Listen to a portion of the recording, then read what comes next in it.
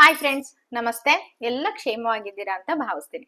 ಬನ್ನಿ ಇವತ್ತೊಂದು ಕಥೆಯನ್ನ ನೋಡ್ಕೊಂಡ್ ಬರೋಣ. ಕಥೆಯನ್ನ ನೋಡ್ಕೊಂಡ್ ಬರೋದ್ಕಿಂತ ಮೊದ್ಲು ನಾನು ಪ್ರತಿದಿನ ಒಂದ್ ಒಳ್ಳೆ ಮಾತಿಂದ ಪ್ರಾರಂಭ ಮಾಡ್ತೀನಲ್ವಾ. ಇವತ್ತು ಏನು ಹೇಳಕ್ ಇಷ್ಟಪಡ್ತೀನಿ ಅಂತಂದ್ರೆ, ಬೇರೆಯವರ ಬಗ್ಗೆ ಕೆಟ್ಟದಾಗಿ ಮಾತನಾಡುವ ಜಾಗದಲ್ಲಿ ನೀವ್ ಯಾವತ್ತೂ ಕೂತ್ಕೋಬೇಡಿ. ಯಾಕಂತಂದ್ರೆ ನೀವು ಎದ್ದು ಹೋದ ತಕ್ಷಣ ಮುಂದಿನ ಚರ್ಚಾ ವಿಷಯ ನಿಮ್ಮದಾಗಿರುತ್ತೆ. ಹಾಗಾಗಿ ಆ ಜಾಗದಲ್ಲಿ ಯಾವತ್ತು ಕೂರ್ಬೇಡಿ. ಕೆಟ್ಟದಾಗ ಮಾತಾಡ್ತಾ ಇದಾರೆ ಅಂತ ಹೇಳಿದ್ರೆ ಅದಕ್ಕೆ ಯಾವತ್ತು ಸಪೋರ್ಟ್ ಮಾಡ್ಬಾರ್ದು. ಯಾಕಂತಂದ್ರೆ ನೆಕ್ಸ್ಟ್ ಟಾಪಿಕ್ ನಮ್ದೇ ಆಗಿರತ್ತೆ ಅಲ್ವಾ. ಏನಂತೀರಾ? ಬನ್ನಿ ವಿಷಯಕ್ಕೆ ಹೋಗೋಣ. ಮುಂದಿನ ವಿಷಯ ಕತೆ ಟೈಟಲ್ ಹೇಳಲ್ಲ, ಕತೆನ ಹೇಳೋದಿಕ್ಕೆ ಪ್ರಾರಂಭ ಮಾಡ್ತೀನಿ. ನಿಮಗೆ ಕೊನೆಗೆ ಗೊತ್ತಾಗತ್ತೆ ಏನು ಅಂತ ಹೇಳ್ಬಿಟ್ಟು. ಹೀಗೆ ಒಂದ್ ಊರಲ್ಲಿ ಒಬ್ಬ ಸಾಧು ಇದ್ದ. ಅವನು ಯಾವಾಗ್ಲೂ ಧ್ಯಾನ ಮಗ್ನನಾಗಿ ಕೂತಿರ್ತಾ ಇದ್ದ ಒಂದು ಮರದ ಕೆಳಗಡೆ. ಧ್ಯಾನ ಮಗ್ನನಾಗಿ ಕೂತಾಗ ಆ ಊರಲ್ಲಿ ಒಬ್ಬ ರಾಜ ಇದ್ದ. ಅವನು ಹೋಗ್ತಾ ಬರ್ತಾ ಏನ್ ಮಾಡ್ತಿದ್ದ, ಆ ಸಾಧುವನ್ನ ನೋಡ್ತಿದ್ದ.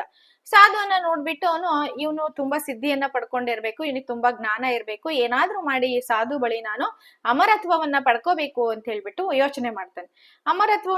ಅಮರತ್ವ ಅಂದ್ರೆ ಚಿರಂಜೀವಿ ಆಗಿರೋದು, ಸಾವೇ ಇಲ್ದೇ ಇರೋ ಹಾಗೆ ಅಮರತ್ವವನ್ನ ಪಡ್ಕೋಬೇಕು ಅಂತ ಹೇಳಿ ಯೋಚನೆಯನ್ನ ಮಾಡ್ತಾನೆ. ಯೋಚನೆಯನ್ನ ಮಾಡ್ಬಿಟ್ಟು ಆ ಸಾಧು ಬಳಿ ಹೋಗಿ ಒಂದ್ ದಿವಸ ಕೇಳ್ತಾನೆ, ನೋಡಿ ಗುರುಗಳೇ, ನನಗೆ ಅಮರತ್ವವನ್ನ ಕಲ್ಪಿಸ್ತಕ್ಕಂತಹ ಯಾವ್ದಾರು ಒಂದು ಗಿಡ ಮೂಲಿಕೆ ಇದ್ರೆ ನನಗೆ ದಯವಿಟ್ಟು ತಿಳಿಸ್ಕೊಡಿ ಅಂತೇಳಿ ಹೇಳ್ತಾನೆ. ಸರಿ ಆಯ್ತು ಅಂತ ಹೇಳ್ಬಿಟ್ಟು ಆ ಸಾಧುಗಳು ಏನ್ ಮಾಡ್ತಾರೆ, ಒಂದೇ ಮಾತಿಗೆನೆ, ನೋಡಪ್ಪ, ಅಷ್ಟು ದೂರದಲ್ಲಿ 2 ಪರ್ವತಗಳಿದಾವೆ. ಆ ಪರ್ವತದಿಂದ ಆ ಕಡೆ ಹೋದ್ರೆ ನಿನಗೆ ಒಂದು ಸರೋವರ ಸಿಗತ್ತೆ, ನದಿ ಸಿಗತ್ತೆ. ನೀನ್ ಹೋಗಿ ಒಂದು ಬೊಗಸೆ ನೀರನ್ನ ನೀನ್ ಏನಾದ್ರು ಅಲ್ಲಿ ಕುಡಿದ್ರೆ ನಿನಗೆ ಅಮರತ್ವ ಸಿಗುತ್ತೆ ಅಂತ ಹೇಳ್ಬಿಟ್ಟು ಅವರು ಹೇಳ್ತಾರೆ. ಅವ್ರು ಹೇಳ್ದಾಗ ರಾಜ ಹಾಗೆಯೇ ಮಾಡ್ತಾನೆ. ಹೋಗ್ತಾನೆ, ಪರ್ವತಗಳನ್ನ ದಾಟ್ತಾನೆ. ನಿಜವಾಗ್ಲೂ ಅಲ್ಲೊಂದ್ ಸರೋವರ ಇರತ್ತೆ. ಹೋಗಿ ನೀರನ್ನ ತಗೊಂಡು ಇನ್ನೇನ್ ಕುಡಿಬೇಕು ಅನ್ನೋಷ್ಟ್ರಲ್ಲಿ ಅಲ್ಲಿ ಒಬ್ಬ ಯಾರೋ ನರಳ್ಕೊಂತ ಮಲ್ಕೊಂಡಿರ್ತಾನೆ, ನರಳ್ತಾ ಇರ್ತಾನೆ. ಅವಾಗ ಇವನು ಹೋಗಿ ನೋಡ್ತಾನೆ, ಅದೇ ಶಬ್ದವನ್ನ ಹಿಡ್ಕೊಂಡೋಗಿ ನೀರನ್ನ ಕುಡಿಯಲ್ಲ ಇವನು. ಏನಿದು ಶಬ್ದ, ಮೊದ್ಲು ನೋಡೋಣ ಅಂತ ಹೇಳ್ಬಿಟ್ಟು, ಮೊದ್ಲೇ ರಾಜ ಅಲ್ವಾ, ಯಾರಾದ್ರೂ ಸಂಕಷ್ಟದಲ್ಲಿ ಇದ್ರೆ ಅವನಿಗೆ ಅಯ್ಯೋ ಅನ್ಸುತ್ತಲ್ವಾ. ಹಾಗಾಗಿ ಅವನೇನ್ ಮಾಡ್ತಾನೆ, ಫಸ್ಟ್ ಮೊದ್ಲು ಹೋಗಿ ನೋಡೋಣ, ಆಮೇಲೆ ನೀರ್ ಕುಡಿಯೋಣ ಅಂತ ಹೇಳ್ಬಿಟ್ಟು ಏನ್ ಮಾಡ್ತಾನೆ, ಹೋಗಿ ಆ ಸ್ಥಳವನ್ನ ಪರಿಶೀಲನೆ ಮಾಡಿ ನೋಡ್ತಾನೆ. ಆದ್ರೆ ನೋಡಿದ್ರೆ ಅಲ್ಲಿ ಒಬ್ಬ ವಯಸ್ಸಾಗಿರ್ತಕ್ಕಂಥ ವ್ಯಕ್ತಿ ಕೂತಿರ್ತಾನೆ. ಯಾರು ನೀವು, ಯಾಕೆ ಇಲ್ಲಿ ಕೂತಿದ್ದೀರಾ, ಏನು ಸಮಸ್ಯೆ ಅಂತೇಳಿ ಇವನು ಕೇಳ್ತಾನೆ. ಆಗ ಅವನು ಹೇಳ್ತಾನೆ, ನೋಡಪ್ಪ, ನನಗೆ 100 ವರ್ಷ ಇವಾಗ.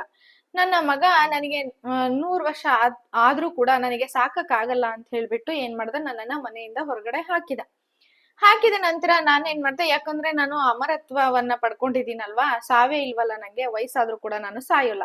ಹಾಗಾಗಿ ನೀನನ್ನ ಎಷ್ಟು ದಿವಸ ನಾನ್ ಸಾಕ್ಬೇಕು ಅಂತ ಹೇಳ್ಬಿಟ್ಟು ನನ್ ಮಗ ಮನೆಯಿಂದ ಹೊರಗಡೆ ಅಟ್ಬಿಟ್ಟ. ನನ್ ಮಗ ಈಗ 50 ವರ್ಷ ಆಯ್ತು, ನನ್ ಮಗ ಈಗ ಬದುಕಿಲ್ಲ, ಸತ್ತೋಗ್ಬಿಟ್ಟಿದ್ದಾನೆ. ನನ್ನ ಮೊಮ್ಮಕ್ಕಳು ಇದ್ದಾರೆ, ಅವರಿಗೂ ಕೂಡ ವಯಸ್ಸಾಗಿ ಹೋಗ್ಬಿಟ್ಟಿದೆ.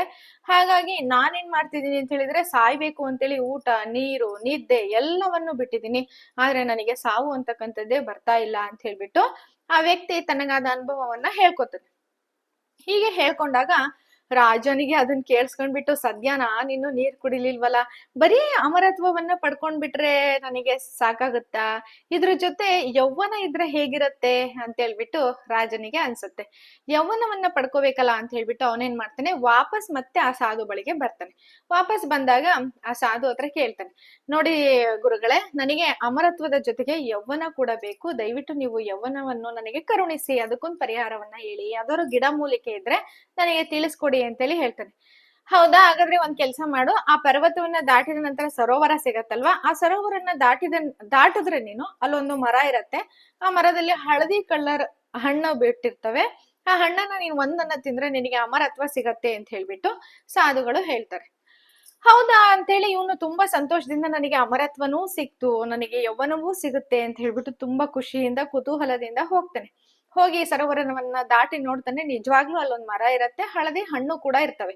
ಇನ್ನೇನ್ ಹಣ್ಣನ್ನ ಕಿತ್ತು ಇವನು ತಿನ್ಬೇಕು ಅಷ್ಟ್ರಲ್ಲಿ ಯಾರೋ ಜಗಳ ಆಡ್ತಾ ಇರೋ ತರ ಇವನಿಗೆ ಕೇಳ್ಸತ್ತೆ. ಯಾರೋ ಜಗಳ ಆಡ್ತಿದಾರಲ್ಲ, ಈ ಸ್ಥಳದಲ್ಲಿ ಯಾರು ಬಂದು ಜಗಳ ಮಾಡ್ತಾ ಇದಾರೆ ಅಂತ ಹೇಳ್ಬಿಟ್ಟು ಏನ್ ಮಾಡ್ತಾನೆ, ಅವನು ಅಲ್ಲಿಂದ ಆ ಸ್ಥಳಕ್ಕೆ ಹೋಗಿ ನೋಡ್ತಾನೆ. ಹೋಗಿ ನೋಡಿದಾಗ, ಏನಿದು, ಯಾಕೆ ಜಗಳ ಮಾಡ್ತಾ ಇದ್ದೀರಲ್ಲ ಅಂತ ಹೇಳ್ಬಿಟ್ಟು ಕೇಳ್ತಾನೆ. ಆಗ ಕೇಳಿದಾಗ ಅವ್ರು ಹೇಳ್ತಾರೆ, ನಾನು 250 ವರ್ಷ ಆಗಿರ್ತಕ್ಕಂಥ ವ್ಯಕ್ತಿ, ನನ್ನ ತಂದೆಗೆ 300 ವರ್ಷ ಆಗಿದೆ. ಆದ್ರೆ ನನಗೆ ಇಷ್ಟು ವರ್ಷ ಆದ್ರೂ ಕೂಡ ನನ್ನ ತಂದೆ ಇನ್ನೂ ನನಗೆ ಸಲ್ಲಬೇಕಾಗಿರ್ತಕ್ಕಂಥ ಆಸ್ತಿಯನ್ನ ಇನ್ನ ಕೊಟ್ಟಿಲ್ಲ. ಹಾಗಾಗಿ ನನ್ನ ತಂದೆ ಬಳಿ ನಾನು ಆಸ್ತಿಯನ್ನ ಕೇಳ್ತಾ ಇದ್ದೀನಿ ಅಂತೇಳಿ ಹೇಳ್ತಾನೆ.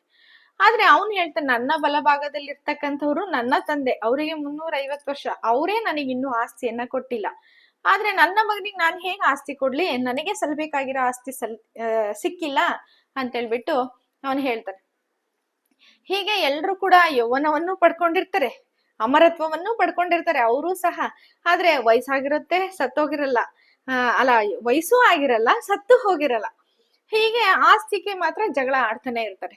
ಹೀಗಾಗಿ ಜನರು ಏನ್ ಮಾಡಿದಾರೆ, ಊರಿನ ಜನರು ನಮ್ಮನ್ನ ಹೊರಗಡೆ ಅಟ್ಟು ಬಿಟ್ಟಿದ್ದಾರೆ. ಯಾವಾಗ್ಲೂ ನಾವು ಆಸ್ತಿ ಬಗ್ಗೆ ಜಗಳ ಆಡ್ತೀವಿ ಅಂತ ಹೇಳ್ಬಿಟ್ಟು ಊರಲ್ಲೂ ಕೂಡ ಜನಗಳು ನಮ್ಮನ್ನ ಇಟ್ಕೊಂಡಿಲ್ಲ ಅಂತ ಹೇಳ್ಬಿಟ್ಟು ಅವರ ಪರಿಸ್ಥಿತಿಯನ್ನ ಅವರು ಹೇಳ್ಕೊತಾರೆ.